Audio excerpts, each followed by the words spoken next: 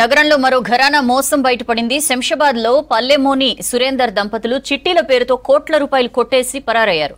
స్థానికులతో చిట్టి వేయించిన సురేందర్ 5 కోట్లకు పైగా డబ్బు వసూలు చేసి కుటుంబంతో సహా పారిపోయాడు. రాత్రికి రాత్రి ఇంటికి తాళం వేసి పరారయ్యాడు. దీంతో శంషాబాద్ పోలీసులకు ఫిర్యాదు చేశారు బాధితులు. దాదాపు 20 ఏళ్లుగా చిట్టి వేశామని, తీరా ఇప్పుడు నిండా ముంచి పారిపోయాడని ఆవేదన వ్యక్తం చేస్తున్నారు. కేసు నమోదు చేసి దర్యాప్తు చేపట్టారు పోలీసులు. ప్రత్యేక బృందాలతో సురేందర్ దంపతుల కోసం గాలిస్తున్నారు.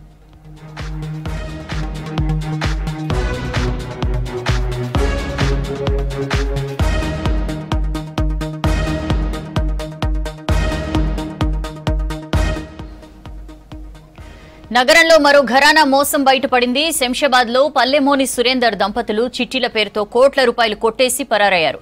స్థానికులతో చిట్టి వేయించిన సురేందర్ 5 కోట్లకు పైగా డబ్బు వసూలు చేసి కుటుంబంతో సహా పారిపోయాడు. రాత్రికి రాత్రి ఇంటికి తాళం వేసి పరారయ్యాడు. దీంతో శంషాబాద్ పోలీసులకు ఫిర్యాదు చేశారు బాధితులు. దాదాపు 20 ఏళ్లుగా చిట్టి వేశామని, తీరా ఇప్పుడు నిండా ముంచి పారిపోయాడని ఆవేదన వ్యక్తం చేస్తున్నారు. కేసు నమోదు చేసి దర్యాప్తు చేపట్టారు పోలీసులు. ప్రత్యేక బృందాలతో సురేందర్ దంపతుల కోసం గాలిస్తున్నారు. మధురానగర్లో ఉంటే రిపోర్టర్ మాకు కంప్లైంట్ ఇవ్వడం జరిగింది. ఆయన వ్యక్తిగతంగా ఆయన తర్వాత వాళ్ళకి సంబంధించిన వాళ్ళు ఇక్కడ శంషాబాద్లో సురేందర్ కవిత అని ఒక ఇద్దరు ఉంటారు. వాళ్ళు ఇక్కడనే సొంత ఇల్లు, వాళ్ళు ఇక్కడ నేటివ్ శంషాబాద్కి సంబంధించిన వాళ్ళు.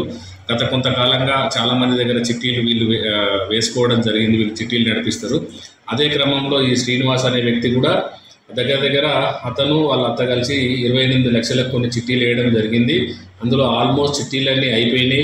ఆల్రెడీ దగ్గర 3 నెలల నుంచి డబ్బులు ఇస్తా అని వాళ్ళకి ఇంకా డబ్బులు ఇస్తలేడు. అదే క్రమంలో రీసెంట్గా ఈ 10 డేస్ బ్యాక్ ఈ సురేందర్ కవిత వాళ్ళిద్దరు వైఫ్ అండ్ హస్బెండ్ కూడా వాళ్ళిద్దరు కూడా ఇంటికి తాళం పెట్టి వాళ్ళ ఫోన్ స్విచ్ ఆఫ్ చేసుకొని పారిపోవడం జరిగింది. ఆయన ఇచ్చిన కంప్లైంట్ ఆధారంగా కేసు నమోదు చేయడం జరిగింది.